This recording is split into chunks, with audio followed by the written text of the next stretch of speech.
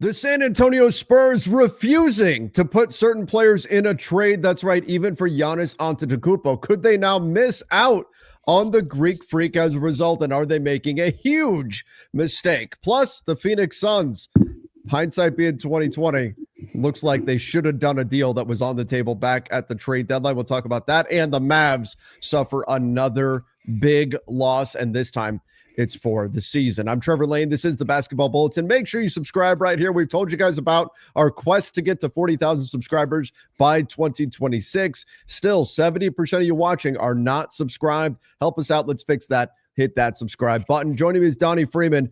Donnie, Giannis is top 3, top 4 in the NBA, whatever you want to call him, one of the very best players in the NBA. You need to be willing to go all in. Sounds like the San Antonio Spurs are not. According to Tim McMahon on the Hoop Collective podcast, the Spurs have Dylan Harper and Stephon Castle as untouchable. I would assume Wemby is also untouchable. No, he's not. He's not. He's on the trademark. Yeah, Wemby for Giannis. Let's go. So if San Antonio was looking at it this way, and he said, I think they've got this generation's version of Duncan, Parker, and Ginobili. That's if they're right, great. Hang on to those 3 guys. But if I am the Bucks and I can't get either of Harper or Castle from the Spurs, then if the Spurs can still get Giannis, good on them. I don't know that the Spurs offer can be as competitive as, say, the Rockets or some of these other teams if they really go all in without those guys in there. Could this be a mistake that cost the Spurs Giannis? It could potentially cost them Giannis. Frankly, they took a similar hardball stance with Fox, who's also not mentioned here, interestingly enough, and he's been killing it, by the way. They took a similar stance and still wound up getting him. So, I mean, I wouldn't say it's not possible. Anything's possible, obviously. But I would say also that I don't think they need him. Like, as weird as it sounds, obviously, if you can get him, get him.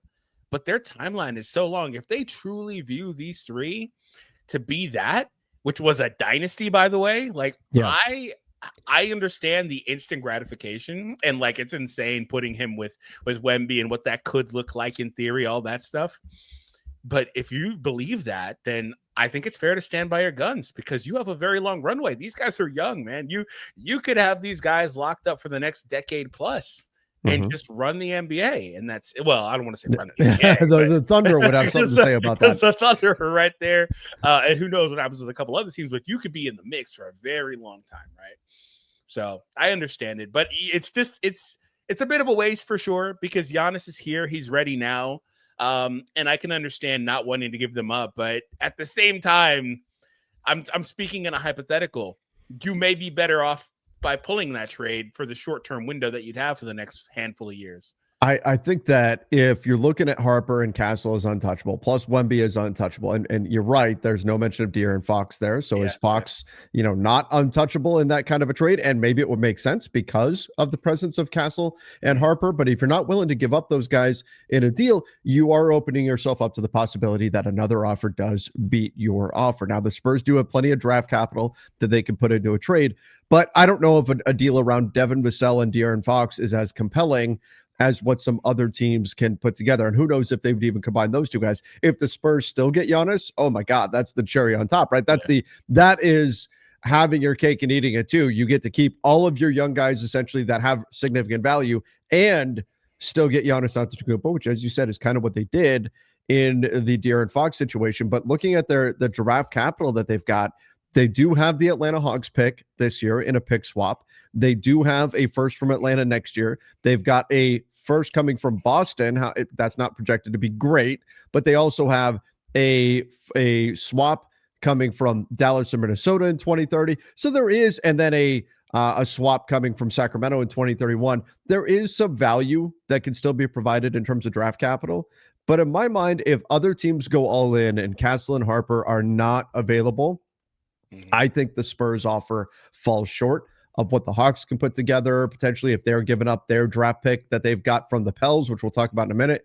If they're giving up some of the pieces they've got, the Rockets have some really interesting young pieces they could put into a deal. You've got some really interesting combinations out there. Certainly the Knicks will get into the mix there, the Miami Heat. I don't see the Spurs as having the best offer if Castle and Harper are no longer available. But like you said, this could turn out to be the correct decision if they're right in that belief. That could also be posturing. They could also be saying, no, we would never trade these guys. They're so great. And that could all be posturing in terms of trade negotiations. But history will prove whether or not they are correct or not. And I'll tell you this, if Giannis goes to the Rockets and they win a championship or something, maybe we'll look back on the decision to hold Castle and Harper out of trade talks a little differently. I don't know if we will, because I think we need more time. I think we need to see this entire thing play out for that trio specifically. And then look back at it at that point. So, we'll be doing this video again a decade from now. Should the Spurs... I hope we're still doing this a decade from now, Donnie. I hope we are. All right. So for right now, Tim McMahon says take Stephon Castle and Dylan Harper out of the trade machine. The Spurs will not trade them in any kind of a deal. To me, I think that should, if I'm the Milwaukee Bucks, look, we're seeing right now the Dallas Mavericks have been getting crushed for how the hell did you trade Luka and you didn't at least get Austin Reeves? Mm-hmm. If the Bucks were to trade Giannis to the Spurs and not get Dylan Harper or Stephon Castle, it would be the same conversations. I think this should eliminate the Spurs from the trade conversation with the Bucks. Maybe it's the correct decision. But the Phoenix Suns definitely did not make the correct decision, and the Mavs suffered a big loss. We're going to get to that in 1 minute. Don't go anywhere. Ever hear the Sleeper app? Here's a little secret. It's more than just a platform for season-long fantasy leagues. This year, millions of users enjoyed playing fantasy sports on Sleeper, but the app offers so much more. Live stats, real-time updates, and visualizations on all stats. A news feed, so important for me. You can get lightning-fast updates on your favorite players and teams. A real-time chat to allow you to engage with other users about individual plays and performances during the NFL and NBA seasons. So download the #1 sports app today. Experience it for yourself. When you use promo code Bulletin, you get up to a $100 match on your first deposit. Terms and conditions apply. See Sleeper's terms of use for details. Currently operational in over 25 states. Check out Sleeper today. And by the way, they do have a phenomenal promo going on right now as well. Free $20 entry. Go check that out. No deposit required. $20 entry for free. Go check them out. Use the link in the description down below, and that promo code is Bulletin. All right, and again, that link to Sleeper is in the description, but let's talk a little bit about what's gone on with the Phoenix Suns. So Tim McMahon said his biggest criticism, and the Suns have had a great season, Donnie. I think they've been better than most people predicted, certainly than I predicted them to be, but the Suns had the opportunity on draft night to make the trade that the Hawks did. And right now, that trade, the one that sent the number 23 pick in the draft plus next year's Pelicans pick, it could be the Bucks pick as well, but right now it would certainly be the Pelicans, the better of the Pelicans pick or the Bucks pick next year, to Atlanta in exchange for Derek Queen. That was what the Pelicans moved up to get, and he's been great. But right now, if the draft were to stay chalk, it would be the #1 overall pick. The Suns had the opportunity to make that trade as well, deciding instead to stay and take Kaman Maluach. As good as the Suns have been, I think their season would be playing out the exact same way, whether they have Maluach or not. And this could really be looking interesting in Phoenix if not only were they having the season they're having right now, but they also had what could be the #1 overall pick. Yeah, absolutely. Really quick, you got to put a little bit more on it than he's been great, man. Queen was one of a few people, including a very exclusive list of LeBron, I think a couple times, Luka like 10 times, to be below a certain age and put up a 30-point triple-double. You got to give him a little bit more than that, man. And this was against the Spurs, which is where it links pretty well. He's been awesome, man. Like we've said a lot, that trade, time will tell, right? Time will tell, like with that too. But it should have been. The thing was, Joe Dumars needed to protect the Pelicans from this exact situation where they have the worst record right now. All you needed to do was either make it a different pick, a pick where ideally you were going to have more assets on your team and ready to roll, or especially when one of your top players, DeJounte Murray, is still recovering from an Achilles injury. So you knew you were going to be behind already on the injury front. Plus, Zion Williamson is a key piece to your team. He's always injured. You needed to protect yourself. That pick needed to be top 5 protected. You know, I mean, like, we wouldn't be that upset about the trade if they had protected the pick, but they didn't do that. And that kind of nuance could actually really burn them in this situation. But you're right. Look, Derek Queen has been very worthy of trading up in order to get. The Pelicans made the correct decision in targeting Derek Queen. They made the incorrect decision in what they gave up to do it. Yeah. And I just hate that because it makes it sound like he will never be worthy of that decision to make that trade, right? No matter what he does, what he accomplishes, how he plays. The only way is if he's great and that pick turns into a bust. Yeah. Which is very unfortunate, because I don't think it allows us to really appreciate how great he's been or how great he can be as a rookie, of course. But to the Suns, yeah, certainly they probably could have made a different decision here. And there's nothing against Maluach. He hasn't really gotten the opportunity so much. But some of that's just that Mark Williams has been great. Nick Richards has done his job. By the way, on the Mark piece, do the Lakers have egg on their face for rescinding that deal? Like, I know that they probably don't have Ayton. They give up some assets, all that stuff. But like, Mark's been really good.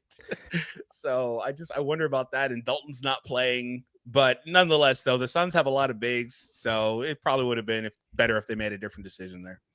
I mean, the challenge is you were also giving up all of your future draft capital. Yeah. So let me ask you this, Donnie. With Mark Williams, are the Lakers a contender right now? Like, are they where they need to be in order to win a championship if they have Mark Williams? No, I don't think he's a big enough upgrade on Ayton. Okay, then it was the you may not even feel like he's an upgrade, depending on how you feel about Ayton either as well. Sure. But the point being, though, that you would have had to have given up your only tradable future first round pick, plus given up a pick swap, plus Dalton Connect. Now, that's not to say that Dalton Connect has a ton of value, but those picks, that pick and the pick swap, is going to be a major piece for them to potentially, if they find the right deal, make a move with. So without having Mark Williams and subtracting those things, I think you've got Mark Williams on your roster and much less ability to improve the team from here.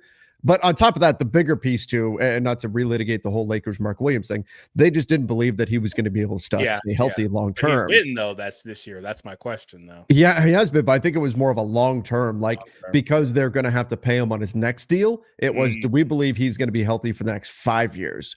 And that was, I think, came back a no based on whatever was on those medicals. But in any event, I think it's important too to keep in mind with this Pelican situation and say, well, the Suns should have done the deal. You could make the argument because the Pels were reportedly offering that deal to everybody in order to move up to get Queen, like all the way up. They just kept offering it until they found a team who said yes while Queen was on the board. So the Toronto Raptors, look, Colin Murray-Boyles has been great. I don't think they're regretting it. At number 11, the Grizz ultimately wound up with Cedric Howard. He's been great. I don't think they're necessarily regretting it. But if you were to add what looks like right now a top 5 pick at least in the NBA draft to either one of those teams, the Chicago Bulls could have done it at 12. Yeah. If they had a top pick coming, that could change their future. So I do think it's a little bit unfair to say, well, the Suns should have taken the deal from the Pelicans that the Hawks ultimately took. It's not. It's correct. But it's also not just the Suns. All those teams after Jeremiah Fears was picked should have done that deal. Hindsight being 2020. Yeah, you could look just like with any other draft, you could do that and look at it that way. You can also look at some of the pick orders, like you mentioned, for example, the Bulls. You know, they picked 12 right before Queen. Would they have liked to have had Queen? Probably so. Right? Like you can always do this type of thing with a lot of this entire situation. But yeah, overall, the Suns, like you said, like I said, in hindsight, it doesn't seem like that was the right decision to make, but time will tell, I guess, if it winds up being better than it is now. So the top 4, would you rather have Derek Queen, as awesome as he's been? Would you rather have Derek Queen or a top 5 pick in this coming draft? In the upcoming draft? You have more of a sure thing, I guess. I don't even want to say that because he's only 1 year. He'd only be 1 year in. Because that's what right now it would be a lock top 5 pick. The next draft class seems like they could be even better than this one. And this is a damn good class. Even second round players are really good. Now add in too that the Pels gave up the 23rd pick in order to move up and get Queen as well. So not just a top 5 pick in this next draft, but the 23rd pick in last year's draft as well. Trevor, you know what? All I hear is hater on you. I'm not like, I'm just saying. No, like, I know. There's any team, there's an argument for a number of teams to have taken this deal. Mm-hmm. The Pelicans certainly shouldn't have made the deal. There's a world where the Pelicans have 2 top 5 picks right now. They could have their own pick plus. Yeah, the context around them is the most important, because a lot of teams aren't going to be in that same exact situation if they were to pull that trade off or pull those deals off. Mm-hmm. But the Pelicans, for some reason, were super bullish on their team and thought that they would come into this as, I guess, a playoff team. There's so many variables there. Like you were saying, Murray's hurt, Zion's in and out. I don't know what they saw, but really what it is this is the case of a new guy coming in and just trying to make a bunch of sweeping moves when probably, I think more times than not, it's been proven that you need to come in and take things slow, right? Whether that's a new GM, an ownership group, what have you. It seems like every time they try to do this thing, it just doesn't work out, right? The Suns, in fact, can tell you all about that from a couple of years ago. So, just not the right decision. Like I said, Queen's been awesome. It sucks because he'll probably never really live up to that value, depending on what those players become, I guess. Because even if they're just not a bust and they're just really good players, it still could look like it was the wrong decision, right? Yeah.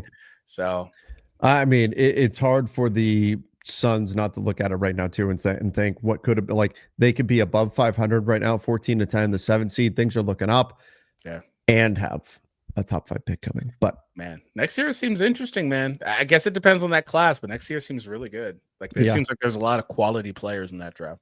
It's there's going to be opportunities. All right, so an unfortunate situation though that we got to finish with here. Derek Lively, season-ending foot surgery for the Mavs.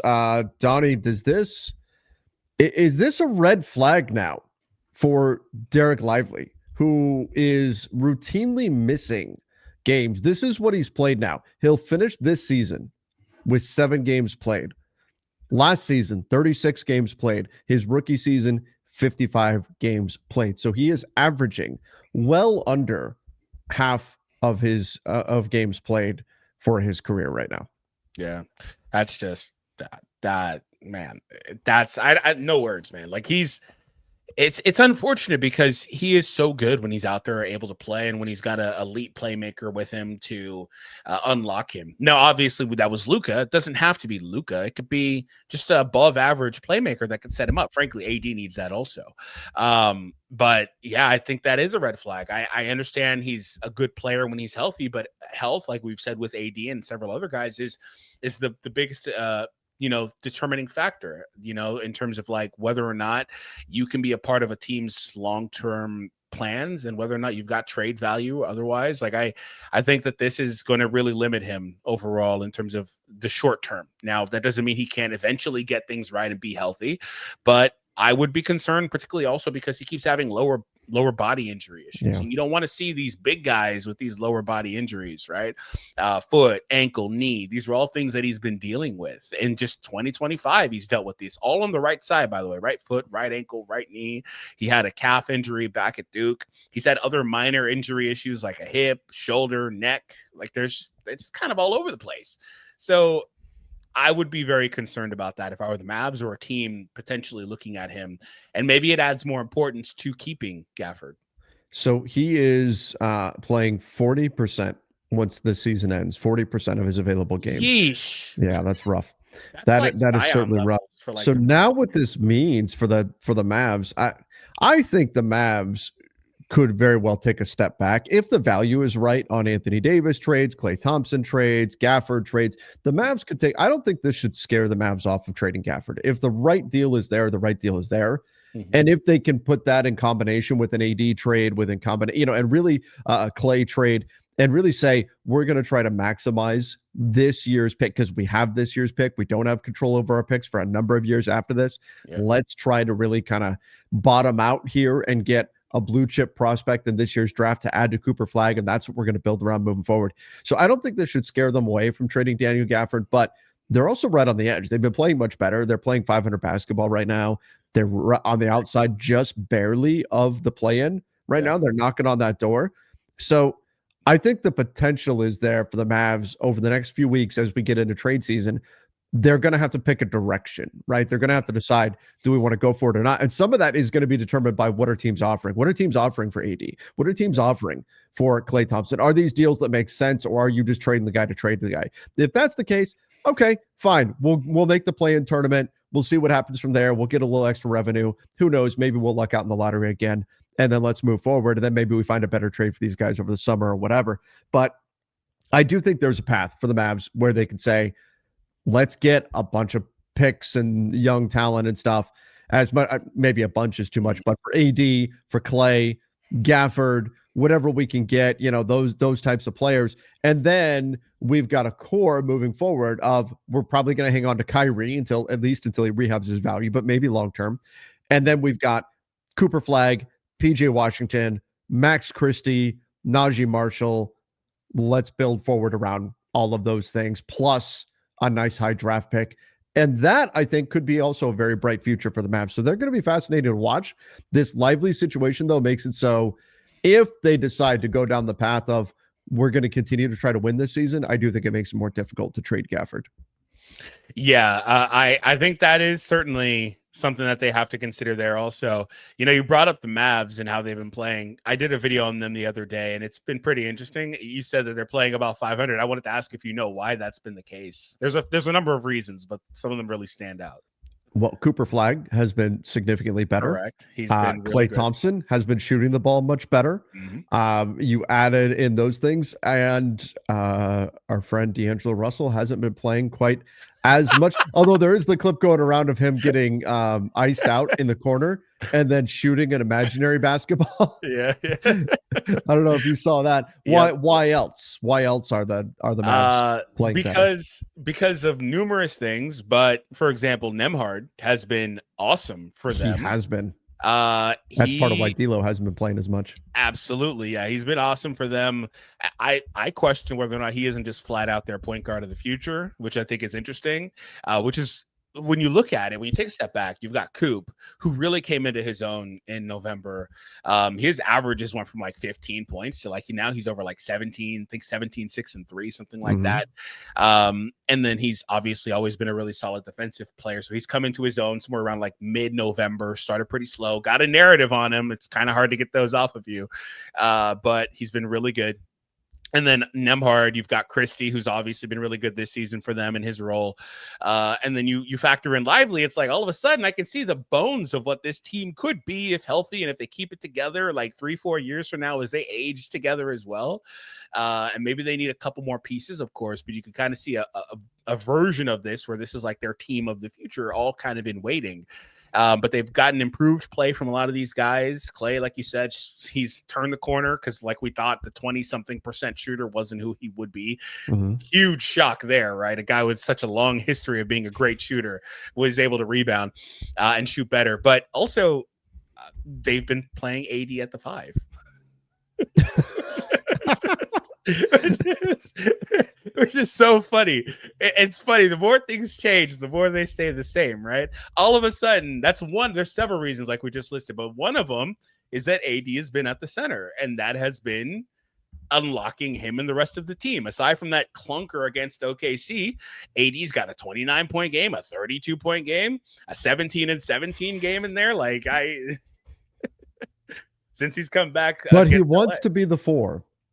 It's just like, I understand why people would claim him to be a 4, especially when he says he's a 4 and then it turns into, he won a championship in 2020 as the 4. But everything since then has screamed this guy is a freaking center, which is why I think the Lakers were like, hell no, dude, you're a center. Play the damn center position. And there's like conspiracies about whether or not he gets hurt more, this and that. The data doesn't back that up, right? It doesn't really matter what position he's playing. He just will get hurt if he's going to get hurt. And so he fits better there. The team is unlocked more with that increased spacing, and they're able to function more, right? And so I think that, and also some of this is also regression in terms of players, but also team record, because I don't think they were that bad of a team in the first place to be like the literal dwellers of the Western Conference. And they started the season without, and this is part of why Nembhard stepping up has been big, because they started the season effectively without a point guard because they didn't want to use D'Lo.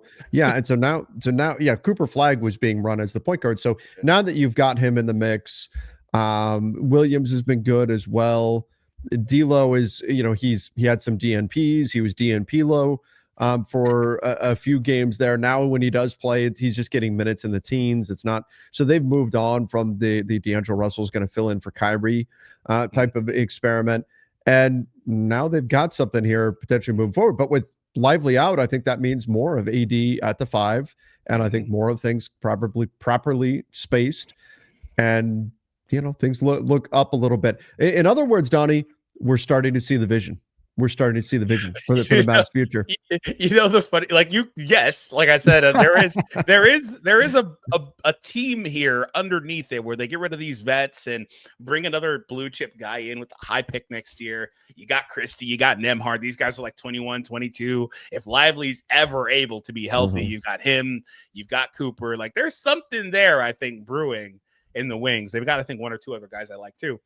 But you could see the vision. I mean, Nico wanted to create a defensive juggernaut team, and I don't know where they are now, but last I checked, they were still a top 3, top 4 defense, and so he was able to accomplish that. It's just, he said damn all to the offensive side, and they really were like the worst team in the NBA. So. Yeah, they were the worst offensive team in the league. So right now, his vision is continuing to come to fruition. They are dead last in the NBA in offense, 30th in points per possession per 100, and they are also 9th in the NBA defensively. Oh, okay. So they got worse.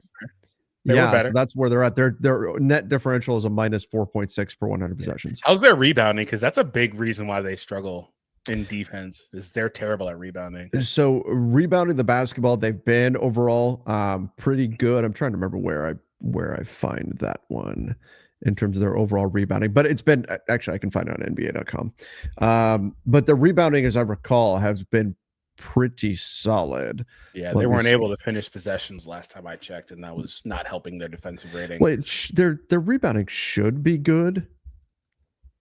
You'd think so. You'd think so, but yeah, they're actually they're worse than I thought. They have definitely slipped. They're 27th in the NBA in rebound percentage. Yeah, they should not be that bad. That's what I saw too, and again, that's what's really holding this defense back, is they just are getting lit up because they can't get the ball. Man, that's that's pretty crazy. I didn't think they were going to be that bad of a rebounding team.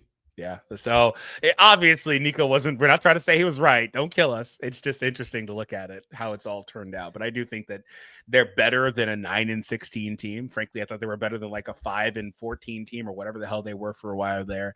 And maybe we're seeing some positive regression in a number of different ways. Yeah. Cleaning the Glass has them at 26th in offensive rebounding on their own end, and then in giving up offensive rebounds, they're 19th. So that obviously is a negative on their defensive rebounding. So that's not ideal for them. But Nico's vision, oh man, what a nightmare. All right, everybody, we appreciate all of you. Please make sure you do subscribe right here to the channel. Till next time, see ya and stay safe.